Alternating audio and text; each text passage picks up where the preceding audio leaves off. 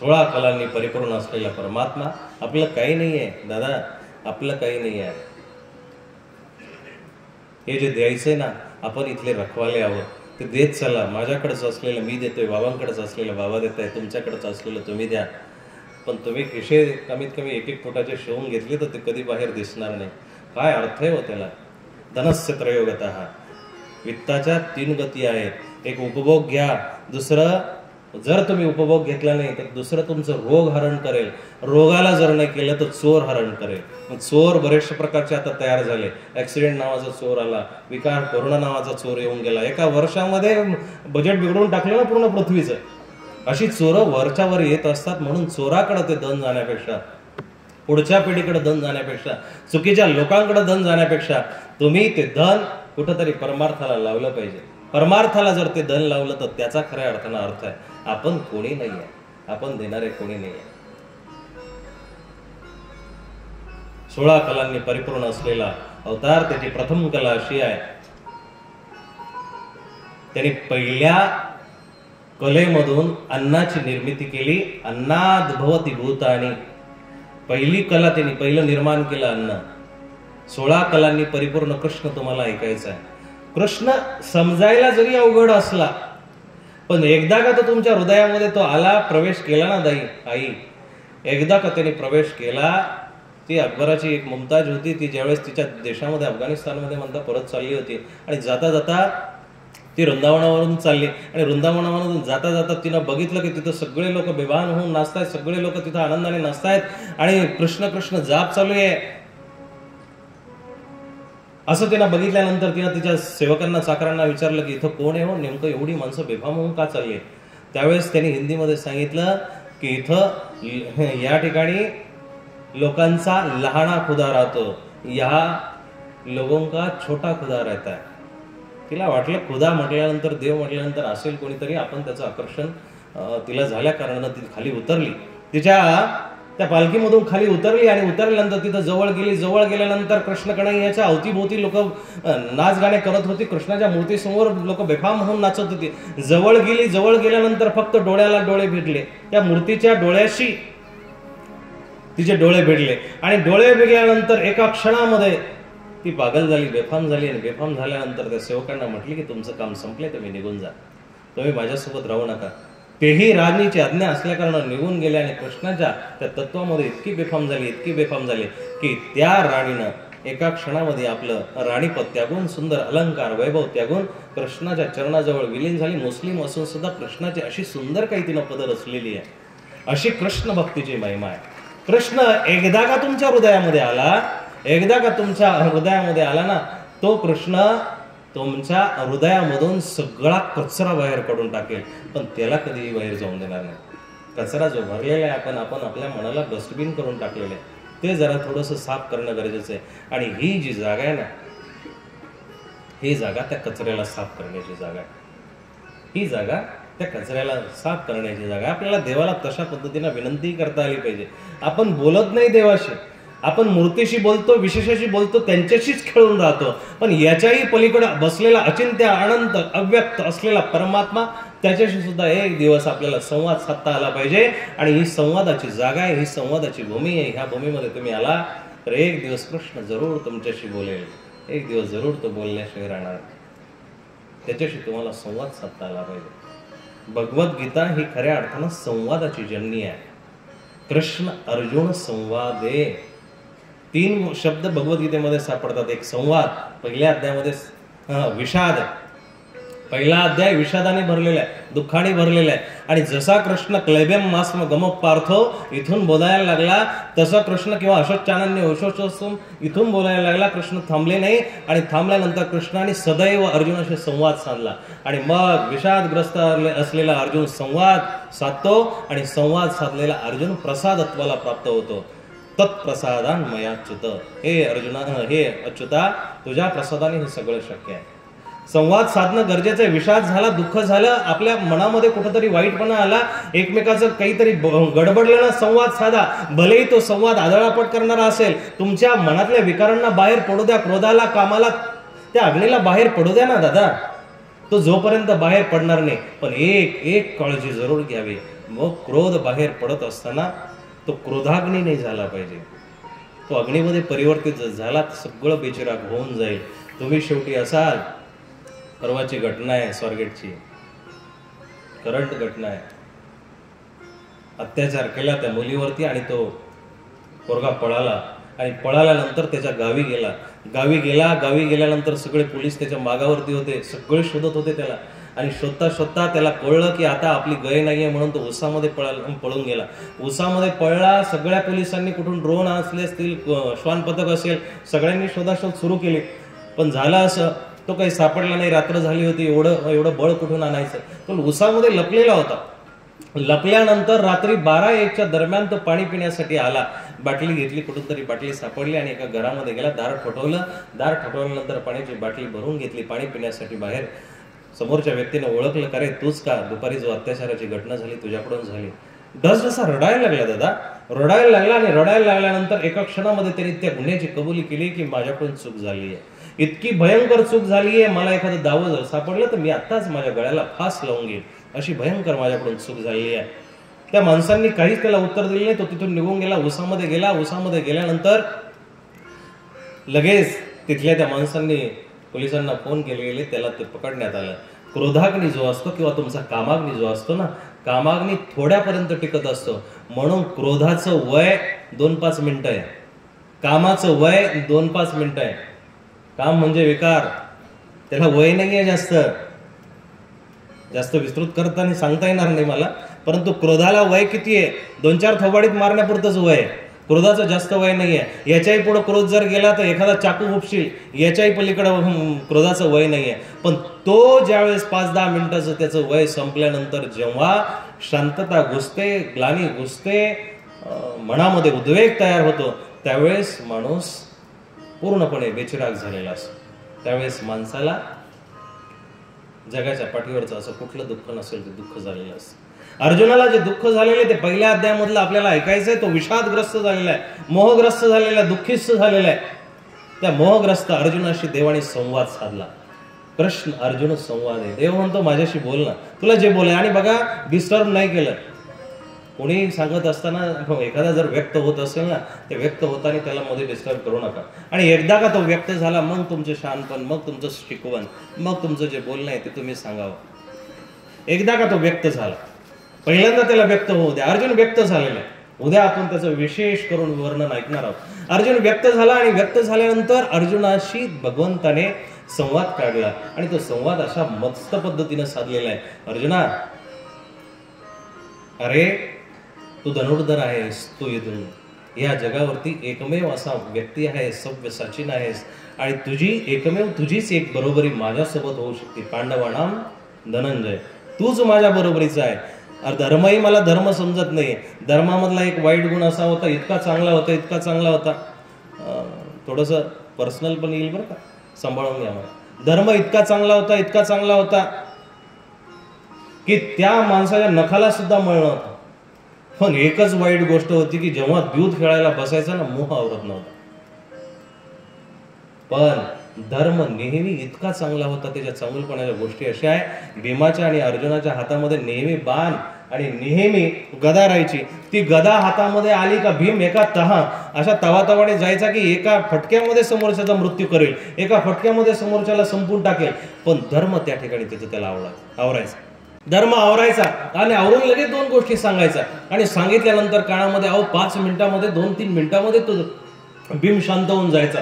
बघा ना, एवढा त्याला क्रोध व्हायचा. जेव्हा इंद्रप्रस्थ गेल्यानंतर जेव्हा इंद्रप्रस्थाच्या बाहेर सगळी 5 पांडव उभी आहे, भीम दात खातोय, दात ओठांना चावतोय, तो दातांचा आवाज करतोय. आणि अशा भीमाला बघून धर्माला वाटलं की आता हा आपल्या बेकाबू होणार आहे, आपल्या हातामध्ये राहणार नाही.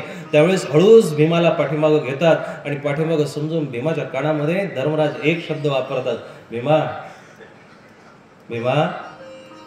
हातामधली गदा तुझ्या हातामध्ये शोभते, चांगली गोष्ट आहे. समोरच्या नरडीचा घोट घेईल अशी तुझी ताकद आहे. पण एक गोष्ट लक्षात ठेव, आपला बाप जगामध्ये नाहीये. आपल्या बापाच्या नावाला दूषण तुला लावून जमणार नाही. आपला बाप गेलेला आहे. तो वरून बघताना ज्यावेळेस तो बघेल ना, त्यावेळेस त्याला वाटेल की आपली मुलं आपण नसताना कशी आतताई झाली. आपल्या आईला दूषण लागू शकतं, कुंतीला दूषण लागू शकतं, कदाचित तिनं संगोपन व्यवस्थित केलं नसेल म्हणून त्याला दूषण लागू शकतं. 2च शब्द बोलला दादा. धर्माच्या कानामध्ये भीमाच्या कानामध्ये 2-4 शब्द बोलला.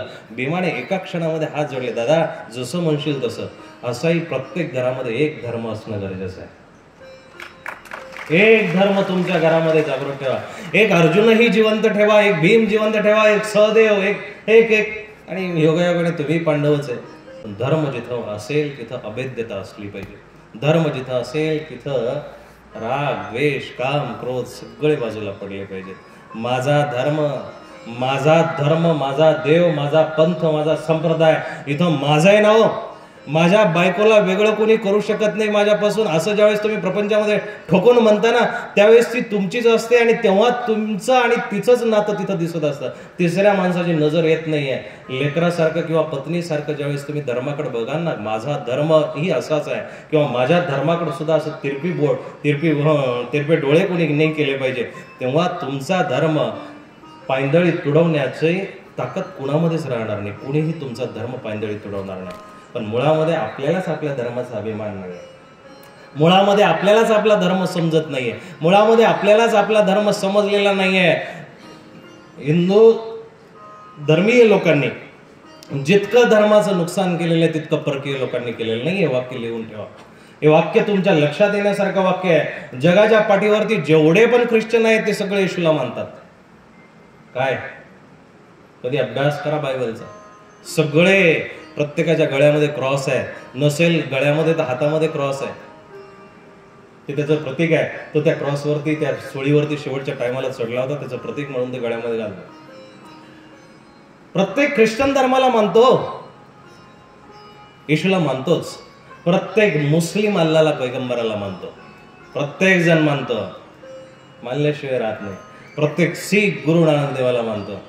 एक ओंकार सतनाम वाहेगुरु, करता पूरक निर्वैर निरपौर, अजुनी सैबंग, ओसी सच आद सच, जुगाद सच, ओसी भी सच, हे त्यांचे मंत्र आहेत. पुकिया पकना उतरी बन्ना पुरिया पार, सहस्यान पालक होईये दायका चले नाल, म्हणजे मंत्र आहेत.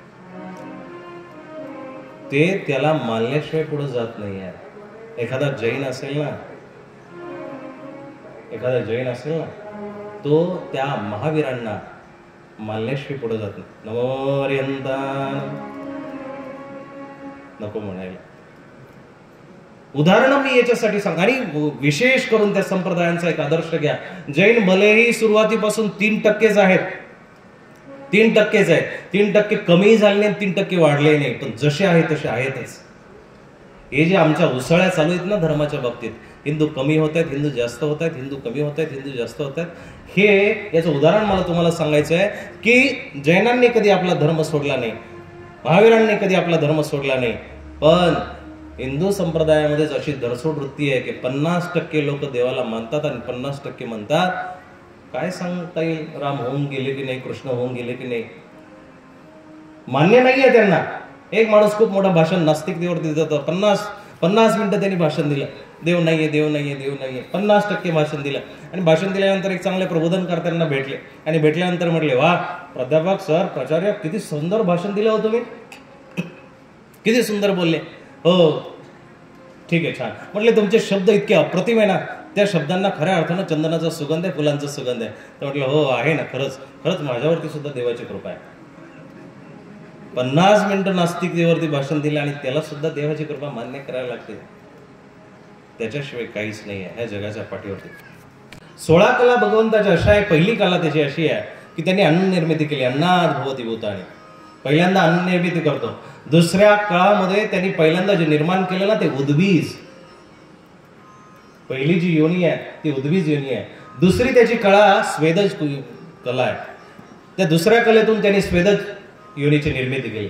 तिसऱ्या कलेतून त्यांनी अंडज निर्मिती केली. चौथ्या कलेतून त्यांनी जारज निर्मिती केली आणि चौथ्या कलेमधून मनुष्य आणि पशु निर्माण झाले. पंचम कलेमधून तो अन्नमय, प्राणमय, मनोमय, विज्ञानमय, आनंदमय अशा सगळ्या कला निर्माण करतो. 6वी कला त्याची ऐश्वर्याची, विभूतीची आहे. सात्विक कळा त्याची धर्माची कळा आहे. देव आहे म्हणून धर्म आहे. देव जर जन्माला आला नसता, देव जर अवतारित झाला नसता, तर धर्मही अवतारात झालेला नसता. म्हणून बघा, दुसऱ्या अध्यायाचं चिंतन खूप सुंदर आहे. त्याच्यामध्ये ज्यावेळेस अर्जुनाला समजावून सांगतो देव की यदा यदा हि धर्मस्य ग्लानिर्भवति भारत अभ्युत्थानम धर्मस्य तदात्मानं सृजाम्यहम्. मी जन्माला येतो, अवतार घेतो, या ठिकाणी अवतरित होतो. त्याचं कारण असं नाहीये की मला कंसाला मारायचंय, असं नाहीये की मला दुर्जनाचा नाश करायचा आहे. परित्राणाय साधूनां विनाशाय दुष्कृतां. पण याच्याही पुढची माझी जी इच्छा आहे ती अशी आहे, धर्म संस्थापनार्थाय, मला धर्माची स्थापना करायची आहे. म्हणून एक प्रकारे जर तुम्ही धर्म जर समजला, धर्म जर उमजला, धर्म जर तुम्हाला कळला, तर धर्म ज्याला कळला तो एक प्रकारे साक्षात भगवंताचं सुद्धा रक्षण करतो.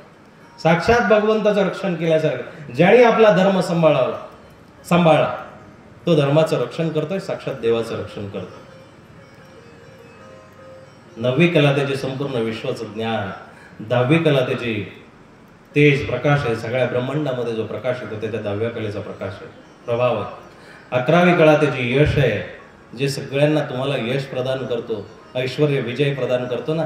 परमात्म्याची कृपा आहे म्हणून यश आहे. अहो, 1 सेकंदामध्ये ऑलिम्पिकमध्ये पळणारी जी मुलं असतात, माणसं असतात, 1 सेकंदाचा फरक असतो. त्याची कृपा आहे, ज्याच्यावरती असते तो त्याला जिंकून देतो. त्याची कृपा ज्याच्यावरती नसेल. आज तुमचे जे दिवस आहे ना शेठ, गुळावरती माशा बसत असतात. गुळावरती माशा बसतात याचं कारण गुळ गोड आहे. तुमच्याकडे कोणी याचक येत असेल ना, तर तुम्ही गुळ आहात म्हणून तुमच्याकडे माशा येत आहेत, याचक येत आहेत. तुमच्यामधला जेव्हा गोडवा संपेल तेव्हा माशा फिरकणार सुद्धा नाही तुमच्याकडे. काही गरज नाहीये माशांना, त्या दुसरीकडे जातील. तुमचे दिवस है, आज तुम्हारा दिन है इसलिए प्रकाश है. जिस दिन तुम्हारा दिन खत्म हो उस दिन चारों और घना अंधेरा छाया रहे.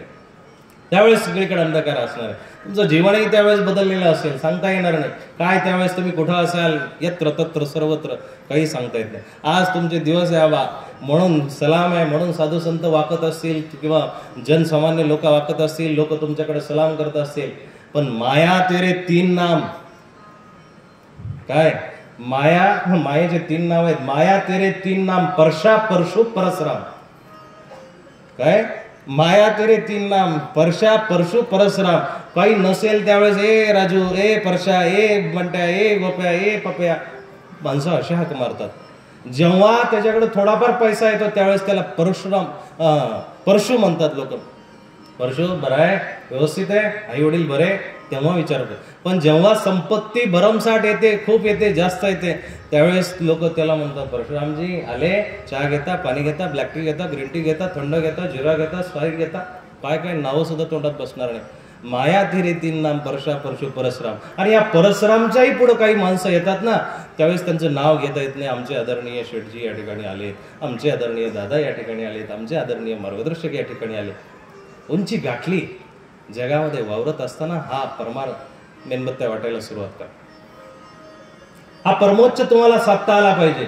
उद्याचं निरोपण ज्यावेळेस पुरुषार्थावरती होईल, शेठ तुम्ही आवर्जून आमंत्रित व्हा. पुरुषार्थ काय आहे? 4 पुरुषार्थ आहे, धर्म, अर्थ, काम, मोक्ष. पण धर्माने अर्थ कमवता आला पाहिजे, धर्माने अर्थ कमवता आला पाहिजे, आणि काम म्हणजे कामना मोक्षाची ठेवता आली पाहिजे. हा 4 पुरुषार्थामधला भाग आहे, तो तुम्हाला आम्हाला सगळ्यांना साधता आला पाहिजे. 13वी कला सर्वज्ञता आहे. 12 कलेपर्यंत जे अवतार आहे ते सर्वज्ञ नाही, त्रिकाळदर्शी नाही. 12 कलेपर्यंत जे अवतार आहे, म्हणून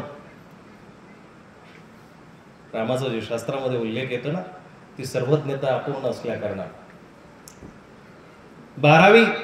13वी कला सर्वज्ञता आहे. सगळी जाणकारी असते. सर्वज्ञ त्यालाच म्हटलं जातं जो 16 कलांनी परिपूर्ण आहे. सर्वज्ञ असं कोणालाही म्हटलं जात नाही. 14वी इच्छाशक्ती, त्याची इच्छा आहे. 15वी स्वतंत्र आहे. नमाम कर्मानि लिंपंती नवे कर्म.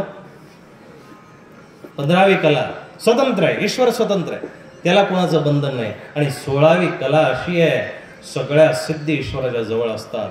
सर्व धर्मान परित्यज्य, कारण सगळे धर्म ईश्वरामध्ये असतात. असं परमात्म्याचं वैभव आहे. परमात्म्याचे खऱ्या अर्थानं असे सगळ्या, मी तुम्हाला सांगत होतो की धर्म असा प्रत्येकाच्या घरामध्ये एक असला पाहिजे. प्रत्येकाच्या घरामध्ये एक भीम जरूर जोपासला पाहिजे. जेव्हा आपल्या आया बहिणीवरती अत्याचार होईल, जेव्हा न्याय प्रणाली आपली थंड होत चालली आहे, तो विचार करणंही गरजेचं आहे की एखादा जर अत्याचार करतोय, तो सिद्ध झालाय, तो अत्याचार करणारा दिसतोय, तरीही त्याला महिना 2 महिने 9 10 वर्ष तुम्ही खिळत ठेवता आणि खिळत ठेवून त्याचा अत्याचार सिद्ध होईपर्यंत तुम्ही त्या माणसाचं, त्या व्यक्तीचं वय झालेलं असतं, त्याची अत्याचाराची धारही बोथट झालेली असते आणि मग तुम्ही त्याला न्याय देता. अशी न्याय प्रणाली कामाची नाहीये. एका घरामध्ये, या राष्ट्रामध्ये एक धर्म असेल तर एक भीम असावा, एक अर्जुन असावा, एक नकुल सहदेव असावा. भावाचं म्हणणं मान्य करणारी माणसं या घरामध्ये असली पाहिजे. ज्यावेळेस कुटुंबावरती असेल, द्रौपदीच्या वस्त्राला जेव्हा हात घातल्या गेला त्यावेळेस धर्म धर्म राहत नाही, भीम भीम राहत नाही, अर्जुन अर्जुन राहत नाही, हे त्यावेळेस खऱ्या अर्थानं सगळ्यांना होता आलं पाहिजे. म्हणून तुमच्या कुटुंबामध्ये संस्कार करत असताना ह्या गोष्टीही आपण पाळल्या पाहिजे, या गोष्टीही आपण जपल्या पाहिजे, या गोष्टीही खऱ्या अर्थानं समजून घेतल्या पाहिजे. अर्जुन दुःखी होतोय पहिल्या अध्यायामध्ये, आपल्याला उद्या ऐकायचंय.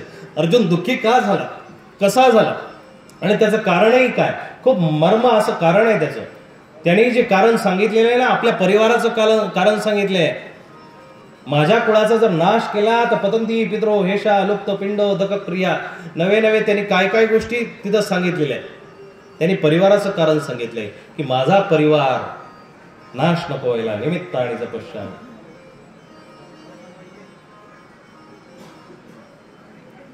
बंधूंनो, श्रीमद भगवद्गीता खूप सोपी आहे, इतकी सोपी आहे ना. जर उद्यापासून तुम्ही 7 दिवस जर आले तर तुम्हाला ती भगवद्गीता नक्कीच 8व्या दिवशी मोक्षाकडं, मोक्षप्रदायिनी झाल्याशिवाय राहणार नाही, मोक्षाकडे घेऊन जाणारी भगवद्गीता होणार नाही. आपला धर्मग्रंथ आहे, हिंदूंचा धर्मग्रंथ आहे, डोक्यावरती घ्यावा आणि बेफाम होऊन नाचावं. मगाशी धर्मग्रंथ प्रवेश करत होता, मी खूप सेवक आहे, त्याचा तुच्छ सेवक आहे म्हणून खालून येत होतो, कारण आपली पात्रता तितकी नाही आहे. त्याला डोक्यावर घेऊन नाचावं एवढी त्या ग्रंथाची पात्रता आहे. आणि बाबा त्याच ग्रंथाला, त्या ग्रंथ निर्मित्याला आणि भगवंताला, ज्याने तो ग्रंथ निर्माण केला त्या ग्रंथकर्त्याला, शास्त्रकर्त्याला आपल्या अमृतमय वाणीमधून सर्वांना सांगत आहे. ती अमृतमय वाणी तुम्ही सगळ्यांनी प्राशन केली पाहिजे. उद्या लक्ष द्या मंडळी, सगळी जेवढी आलेली मंडळी आहे ना, भगवद्गीता हा नुसता मानव संप्रदायाचा ग्रंथ नाहीये, वारकरी संप्रदायाचा ग्रंथ नाहीये, दुसऱ्या कुठल्या इतरही संप्रदायाचा ग्रंथ नाहीये. हा अखंड मानवतेचा ग्रंथ आहे, सगळ्या मानव जातीचा ग्रंथ आहे. ती मानव जात तुम्ही आम्ही आहोत, दुसरं कोणी नाही आहे. ती मानव जात म्हणजे तुम्ही आम्ही आहोत. म्हणून श्रीमद भगवद्गीतेला तुम्ही सोप्या भाषेमध्ये जर ऐकू इच्छित असाल तर उद्यापासून इकडे लक्ष द्या. उद्यापासून सर्वांनी जे जे मंडळी आलेली याच्यातला एक सुद्धा गैरहजर राहायला नको आहे. 7 दिवस भगवंताची अहोरात्र कृपा इथं बरसती आहे. ती कृपा तुम्हाला प्राप्त होणार आहे. तो वर्षाव तुमच्यापर्यंत पोहोचणार आहे. आजच्या या कथेला आपण विराम देऊया. भगवद्गीतेच्या धर्मक्षेत्रे कुरुक्षेत्रे समवेता योत्सव या श्लोकाला उद्या सुरुवात होईल आणि 7 दिवसामध्ये शेवटपर्यंत सर्व धर्मांपर्यंत या श्लोकापर्यंत आपल्याला या कथेला न्यायचंय. म्हणून तुम्ही उद्या सर्वजण या ठिकाणी उपस्थित राहावं अशी विनंती करतो, आयोजकांच्या वतीनं विनंती करतो.